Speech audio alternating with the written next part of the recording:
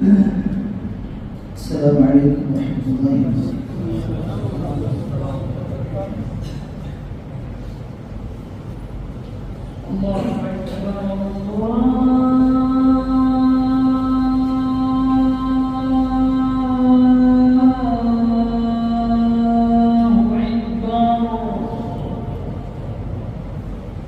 الله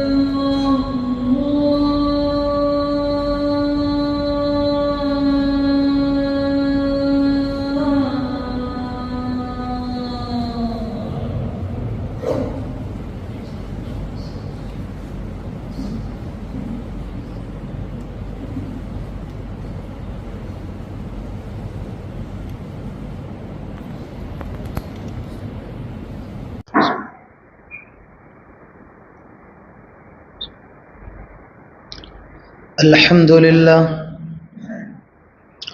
نحمده ونستعينه ونستغفره ونعوذ بالله من شرور أنفسنا ومن سيئات أعمالنا من يهده الله فلا مضل له ومن يضلل فلا هادي له وأشهد أن لا إله إلا الله وحده لا شريك له وأشهد أن محمدا عبده ورسوله يا أيها الذين آمنوا اتقوا الله حق تقاته ولا تموتن إلا وأنتم مسلمون يا أيها الناس اتقوا ربكم الذي خلقكم من نفس واحدة وخلق منها زوجها وبث منهما رجالا كثيرا ونساء واتقوا الله الذي تساءلون به والأرحام إن الله كان عليكم رقيبا يا أيها الذين آمنوا اتقوا الله وقولوا قولا سديدا يصلح لكم أعمالكم ويغفر لكم ذنوبكم ومن يطع الله ورسوله فقد فاز فوزا عظيما أما بعد فإن خير الحديث كتاب الله وخير الهدي هدي محمد صلى الله عليه وسلم وشر الأمور محدثاتها وكل محدثة بدعة وكل بدعة ضلالة وكل ضلالة في النار. قال الله تعالى في القرآن الحكيم: فأعوذ بالله من الشيطان الرجيم بسم الله الرحمن الرحيم والسابقون الأولون من المهاجرين والأنصار والذين اتبعوهم بإحسان رضي الله عنهم ورضوا عنه وأعد لهم جنات تجري تحتها الأنهار خالدين فيها أبدا ذلك الفوز العظيم. رب اشرح لي صدري ويسر لي أمري واحلل عقدة من لساني يفقه قولي رب زدنی علما رب زدنی علما. قابل عزت حاضرین جمعہ، بزرگوں، نوجوان دوستوں، عزت دار پردہ نشین اسلامی ماؤں اور بہنوں اور پیارے بچوں، تمام قسم کی تعریف و توصیف صرف اور صرف اللہ رب العالمین کے لیے ہے، اور درود و سلام ہوں ہم سب کے آخری نبی جناب محمد رسول اللہ صلی اللہ علیہ وسلم پر، اللہم صلی وسلم وبارک علیہ. سب سے پہلے میں آپ سب کو یہ وصیت کرتا ہوں کہ اللہ تبارک و تعالیٰ کا تقوی اختیار کریں اور اللہ تعالیٰ سے دعا کریں آج کے خطبے میں جو بھی باتیں ہوں سب سے پہلے تو ہم سب کو سن کر کے سمجھنے کی توفیق نصیب فرمائے اور اس کے بعد تمام باتوں پر عمل کرنے کی توفیق نصیب فرمائے. آمین.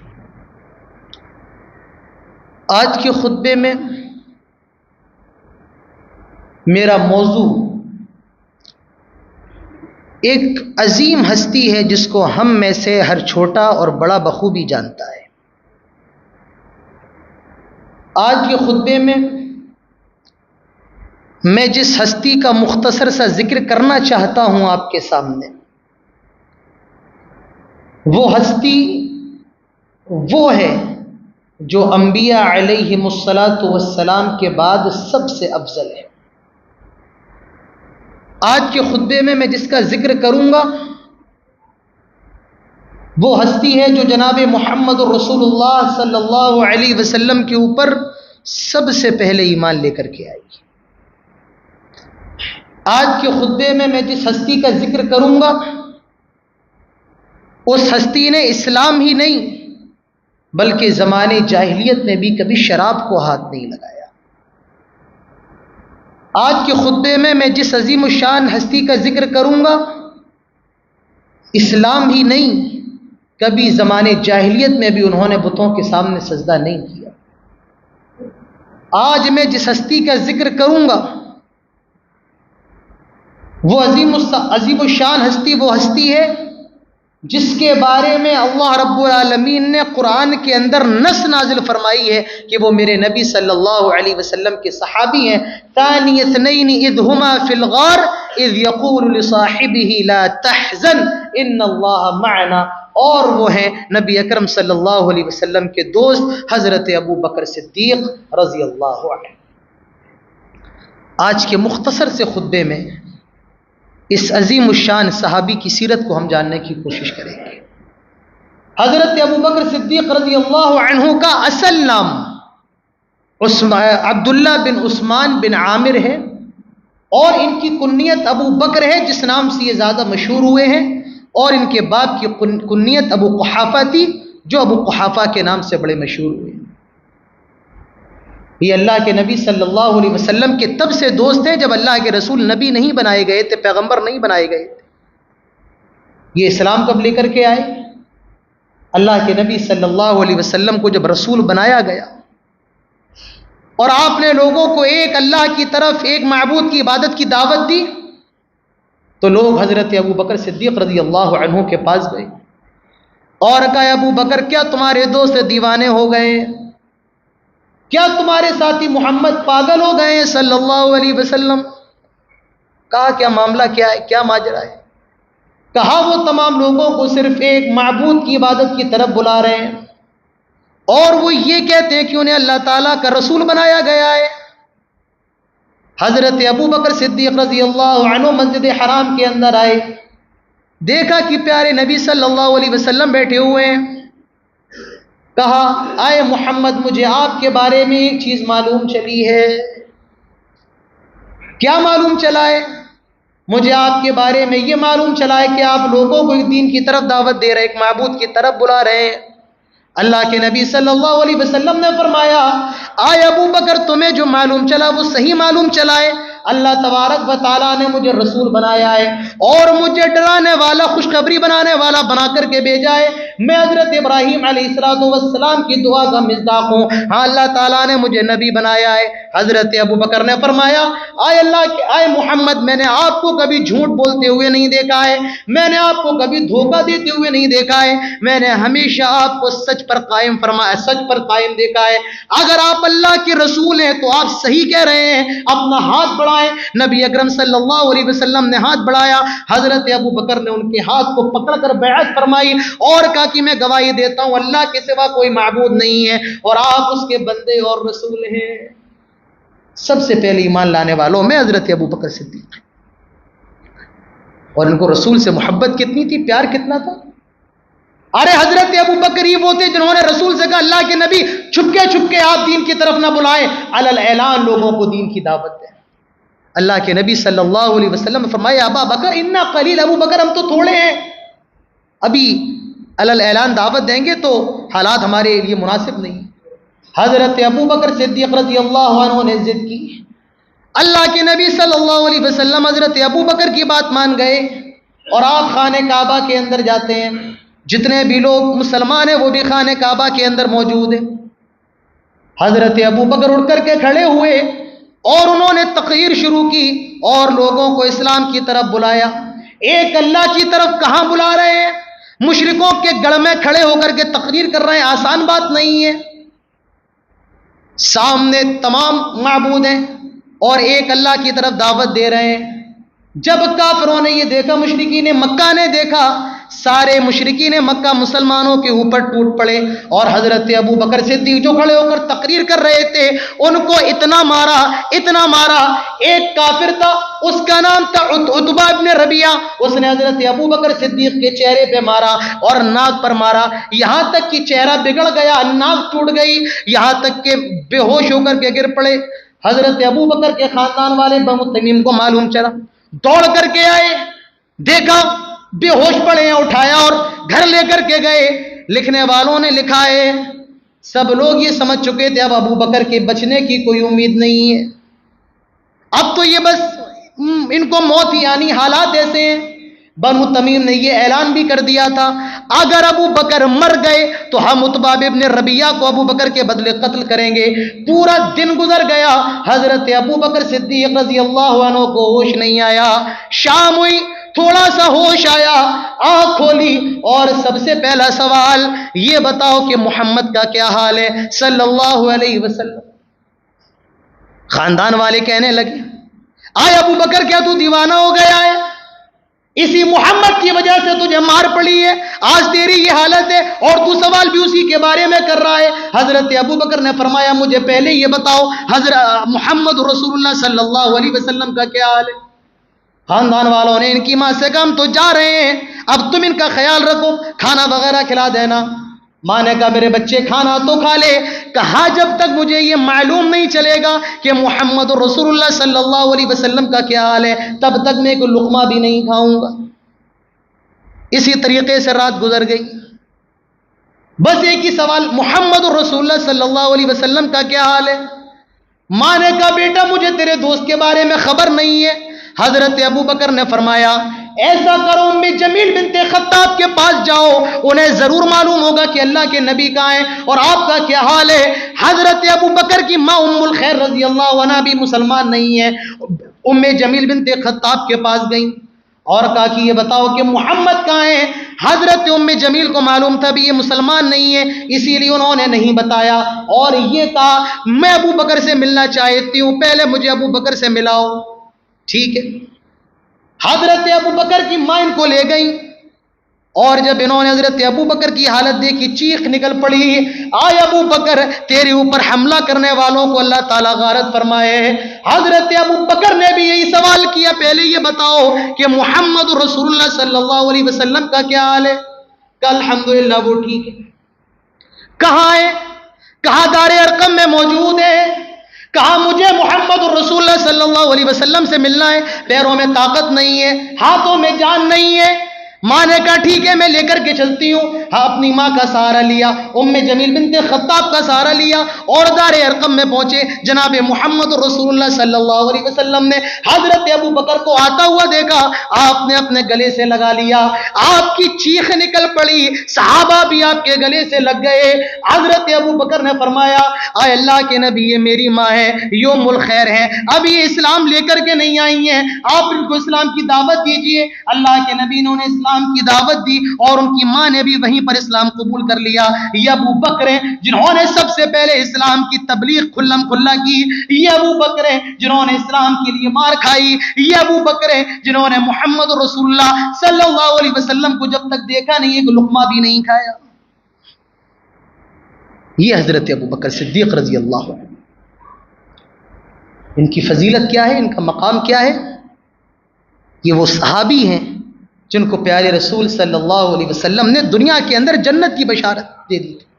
تمام صحابہ جنتی ہیں رضی اللہ عنہم ورضوا عنہ، لیکن 10 صحابہ ایسے ہیں کہ اللہ کے نبی صلی اللہ علیہ وسلم نے ان کو جنت کی بشارت دی اور اس میں سب سے پہلا نام حضرت ابو بکر صدیق رضی اللہ عنہ کا ہے۔ آپ نے فرمایا تھا ابو بکر فی الجنہ، ابو بکر جنتی ہو تم، وعمر فی الجنہ، عمر تم بھی جنتی ہو، وعلی فی الجنہ، علی تم بھی جنتی ہو، وعثمان فی الجنہ، عثمان تم بھی جنتی ہو۔ اللہ کے نبی صلی اللہ علیہ وسلم نے 10 صحابہ کا نام لے کر کے ان کو جنت کی بشارت دی تھی۔ یہ حضرت ابو بکر صدیق رضی اللہ عنہ کا مقام ہے۔ حضرت ابو بکر کا مقام کیا ہے؟ اللہ کے نبی صلی اللہ علیہ وسلم نے انہیں جنت کے بزرگوں کا سردار قرار دیا ہے۔ اللہ کے نبی صلی اللہ علیہ وسلم فرماتے ہیں، ترمذی کی حدیث ہے 3666 نمبر کی، اللہ کے نبی فرماتے ہیں ہادان سید کہول اہل الجنہ الاولین والآخرین الا النبیین والمرسلین۔ ابو بکر و عمر انبیاء کے علاوہ تمام جنت کے بزرگوں کے سردار ہیں۔ یہ حضرت ابو بکر صدیق رضی اللہ عنہ کا مقام۔ ارے پیارے نبی صلی اللہ علیہ وسلم نے ان کو عتیق کا لقب دیا تھا۔ عتیق کہتے ہیں آزاد کو۔ اللہ تعالیٰ نے ان کو جہنم کی آگ سے آزاد فرما دیا۔ اللہ کے نبی فرماتے ہیں ابشر فانت عتیق اللہ من النار، اے ابو بکر خوش ہو جاؤ، اللہ تعالیٰ نے تمہیں جہنم کی آگ سے آزاد کر دیا، یہ تمہارے لیے خوشخبری ہے، یہ تمہارے لیے بشارت۔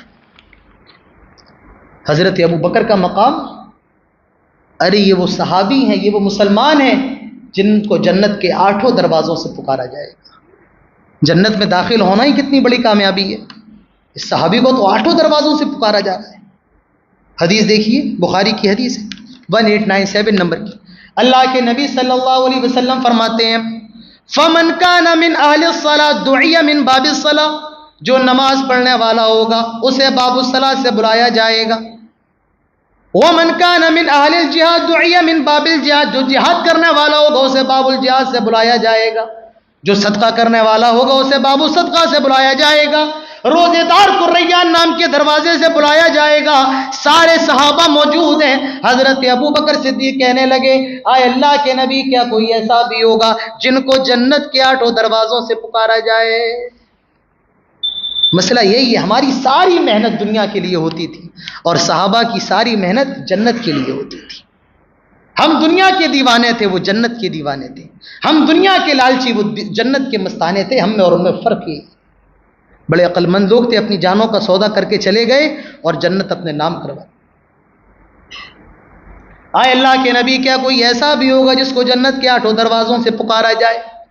آپ نے فرمایا نعم وارجو ان تکون منہم۔ آئے ابو بکر، بہت سے لوگ ایسے ہوں گے جن کو جنت کے 8 دروازوں سے پکارا جائے گا، اور مجھے امید ہے تم بھی انہی لوگوں میں سے ہوگے جن کو جنت کے 8 دروازوں سے بلایا جائے گا۔ یہ حضرت ابو بکر صدیق رضی اللہ عنہ کا مقام ہے۔ لیکن آج بڑے افسوس کے ساتھ کہنا پڑے گا، آج صحابی کو گالیاں دی جا رہی ہیں۔ جس صحابی نے سب کچھ اللہ کے لیے قربان کر دیا، اپنی جان کو رسول کے لیے قربان کرنے کو تیار ہو گئے، آج اس صحابی پر سب و شتم کا بازار گرم کیا جا رہا ہے۔ کوئی صحابی کو کافر کہہ رہا ہے، نعوذ باللہ، کوئی اس کو غاصب کہہ رہا ہے۔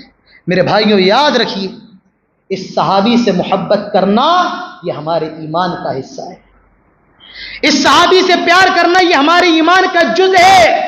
اور یہ میں نہیں کہتا ہوں، جناب محمد رسول اللہ صلی اللہ علیہ وسلم کو دیکھیے، اللہ کے نبی کے ایک صحابی ہیں عبد الرحمن ابن عوف، یہ اللہ کے نبی سے کہتے ہیں اے اللہ کے نبی یہ بتائیے ای الناس احب الیک، حدیث کے اندر اس طریقے کے الفاظ ہیں، یہ بتائیے آپ کو سب سے زیادہ محبوب کون ہے، سب سے زیادہ پیارا کون ہے؟ اللہ کے نبی صلی اللہ علیہ وسلم نے فرمایا عائشہ۔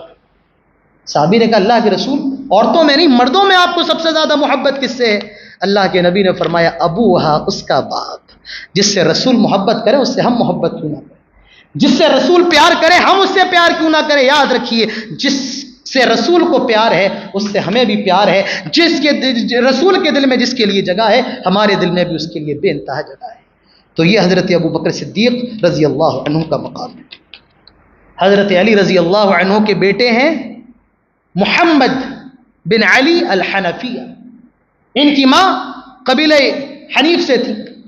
انہوں نے اپنے ابو علی سے سوال کیا، ابو یہ بتائیے ای الناس خیر بعد رسول اللہ صلی اللہ علیہ وسلم، اللہ کے نبی کے بعد سب سے زیادہ بہتر، سب سے زیادہ افضل کون ہے؟ حضرت علی رضی اللہ عنہ فرماتے ہیں ابو بکر سب سے زیادہ افضل اللہ کے نبی کے بعد کون ہے؟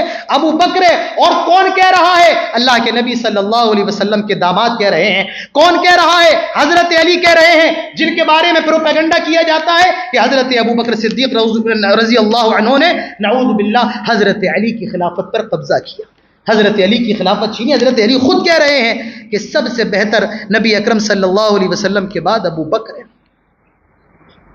میں نے پھر سوال کیا ثم من، پھر کون؟ آپ نے فرمایا عمر ابن خطاب رضی اللہ عنہ۔ یہ صحابی کا مقام ہے۔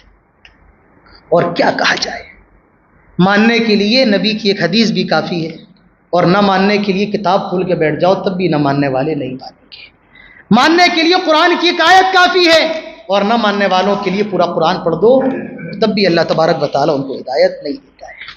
حضرت ابو بکر صدیق کا مقام کیا ہے؟ نبی اکرم صلی اللہ علیہ وسلم خانہ کعبہ کے اندر، اللہ کے نبی کے اوپر مشرکین مکہ ٹوٹ پڑے۔